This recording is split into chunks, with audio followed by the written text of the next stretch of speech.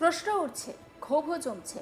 আর সেই প্রশ্নের মুখোমুখি দাঁড়িয়েই এবার নতুন প্রজন্মকে পাল্টা প্রশ্ন ছুড়ে দিলেন প্রধানমন্ত্রী। প্রতিবাদের ভাষাকে অস্বীকার না করে প্রশ্ন করার অধিকারকে স্বীকৃতি দিয়ে মনে করিয়ে দিলেন দায়িত্বের কথাও।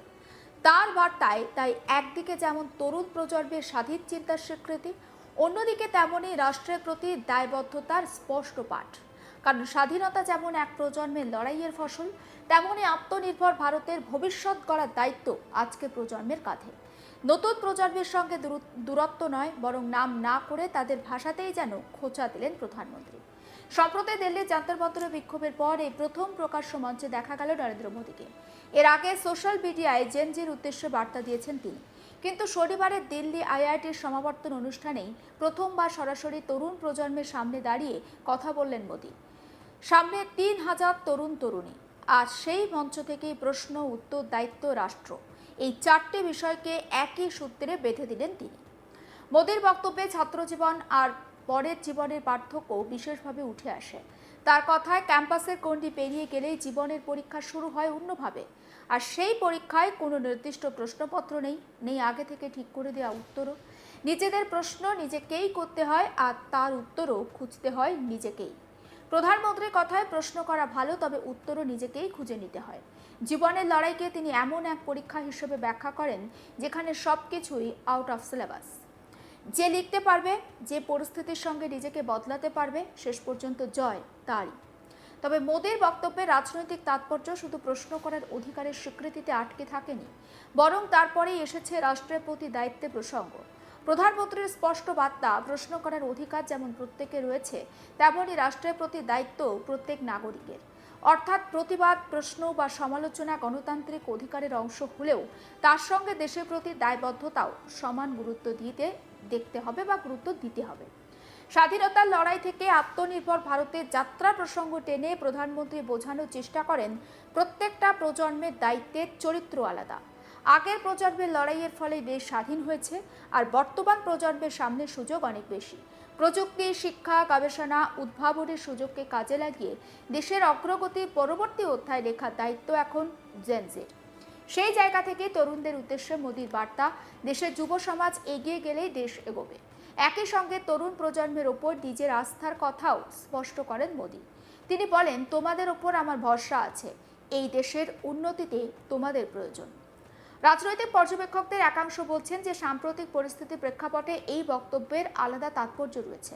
জেনজিদের মধ্যে তৈরি হওয়া অসন্তোষ আর প্রতিবাদের আবহে সরাসরি তরুণদের সামনে গিয়ে তাদের প্রশ্নের অধিকারকে স্বীকৃতি দেয়া এবং একই সঙ্গে দায়িত্বের কথা মনে করিয়ে দেয়া, দুয়ের মধ্যে একটি ভারসাম্য তৈরি করার চেষ্টা রয়েছে প্রধানমন্ত্রীর বক্তব্যে। অর্থাৎ বার্তাটি শুধুমাত্র কোনো প্রশ্ন করো নয়, আবার শুধু দায়িত্ব পালন করো সেটাও নয়, বরং প্রশ্ন করার স্বাধীনতা, রাষ্ট্রের প্রতি দায়বদ্ধতাকে পাশাপাশি রেখে নতুন প্রজন্মের সঙ্গে একটি নতুন ধরনের রাজনৈতিক কথোপকথন তৈরি করার চেষ্টা। নেট বিক্ষোভের পর থেকে জেনজির সঙ্গে যোগাযোগ বাড়ানোর যে প্রচেষ্টা দেখা যাচ্ছে, শনিবারে সরাসরি উপস্থিতি আর বক্তব্যের সেই ধারাকে আরও স্পষ্ট করেছে বলে মনে করছে রাজনৈতিক মহল। আসুন শোনাই প্রধানমন্ত্রীর বক্তব্য। क्यों? आप सब जानते हैं, हर पीढ़ी के सामने उस टाइम पीरियड की अपनी चुनौतियां होती है और हर पीढ़ी का अपना एक राष्ट्रीय दायित्व भी होता है। हमारे देश ने गुलामी का वो समय भी देखा है जब उस पीढ़ी के सामने सिर्फ एक ही लक्ष्य था, भारत की आजादी।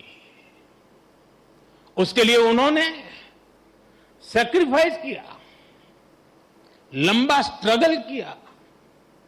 आज हम स्वतंत्र भारत में सांस ले रहे हैं, इसके पीछे उस पीढ़ी का तप, त्याग और बलिदान है। और साथियों, आज के इस दौर में हमारे सामने चुनौतियां भी अलग है और इसलिए हमारे दायित्व भी अलग है। अपने जीवन के अगले 30-35 साल में आप जो कुछ भी करेंगे, वो विकसित भारत की हमारी यात्रा को प्रभावित करेगा। इसलिए आपके हर निर्णय का आधार ये भी होना चाहिए कि इससे देश को क्या फायदा होगा, इससे देश की कौन सी जरूरत पूरी होगी।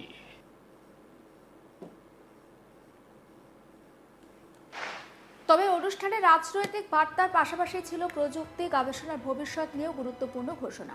এদিন দিল্লি আইআইটির কনভোকেশন অনুষ্ঠানে এআই চালিত উচ্চ ক্ষমতা সম্পন্ন সুপার কম্পিউটার পরম প্রজ্ঞার উদ্বোধন করেন প্রধানমন্ত্রী। ৩,০০০-এরও বেশি স্নাতক স্তরের পড়ুয়া এবং প্রায় ৫৮৭ জন পিএইচডি স্কলার এদিন ডিগ্রি শংসাপত্র গ্রহণ করেন মোদির হাত থেকে। আইআইটি দিল্লির ঐতিহ্যবাহী প্রেসিডেন্টস গোল্ড মেডেল এবং directors gold medal, Shankar Dayal Sharma gold medal এবং পারফেক্ট 10 গোল্ড মেডেল সহ একাধিক সম্মানও তুলে দেওয়া হয় কৃতীদের হাতে। একই মঞ্চে উদ্বোধন করা হয় অত্যাধুনিক সুপার কম্পিউটারিং সিস্টেম পরম প্রজ্ঞার। বর্তমান আইআইটি দিল্লির সোনপত ক্যাম্পাসে থাকা এই সুপার কম্পিউটার বৈজ্ঞানিক এবং ইঞ্জিনিয়ারিং ক্ষেত্রে জটিল সমস্যার সমাধানে গবেষক, ফ্যাকাল্টি এবং ছাত্রছাত্রীদের সাহায্য করবে। অত্যাধুনিক প্রযুক্তির এই পরিকাঠামো গবেষণার গতি পরিধি আরও বাড়াবে বলেই আশা করা হচ্ছে। সব মিলিয়ে সমাবর্তনের মঞ্চে এদিন মোদির বার্তায় যেন পাশাপাশি হাজির হলো দুই ভারত। একদিকে প্রশ্ন করতে শেখা নতুন প্রজন্ম, আর অন্যদিকে সেই প্রজন্মের কাঁধে তুলে দেওয়া রাষ্ট্রের ভবিষ্যতের দায়িত্ব। আর সেই দুয়ের মাঝখানে প্রধানমন্ত্রী স্পষ্ট করে দিলেন তার বার্তা, প্রশ্ন থাকবে, প্রতিবাদ থাকবে, কিন্তু দেশের প্রতি দায়িত্বও ভুলে গেলে চলবে না। ঠিক কি বলেছেন প্রধানমন্ত্রী, আসুন আরও একবার শোনাই।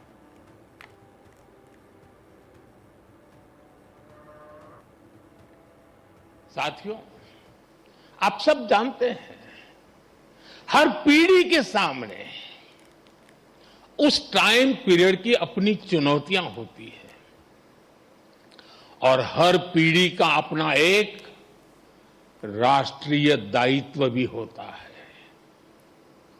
हमारे देश ने गुलामी का वो समय भी देखा है जब उस पीढ़ी के सामने सिर्फ एक ही लक्ष्य था, भारत की आजादी। उसके लिए उन्होंने सैक्रिफाइस किया, लंबा स्ट्रगल किया। आज हम स्वतंत्र भारत में सांस ले रहे हैं, इसके पीछे उस पीढ़ी का तप, त्याग और बलिदान है। और साथियों, आज के इस दौर में हमारे सामने चुनौतियां भी अलग है और इसलिए हमारे दायित्व भी अलग है। अपने जीवन के अगले 30-35 साल में आप जो कुछ भी करेंगे वो विकसित भारत की हमारी यात्रा को प्रभावित करेगा। इसलिए आपके हर निर्णय का आधार ये भी होना चाहिए कि इससे देश को क्या फायदा होगा, इससे देश की कौन सी जरूरत पूरी होगी। সমস্ত আপডেট পৌঁছে দেবো আপনাদের কাছে। নজর রাখুন আজ তাক বাংলা, সাবস্ক্রাইব করতে ভুলবেন না।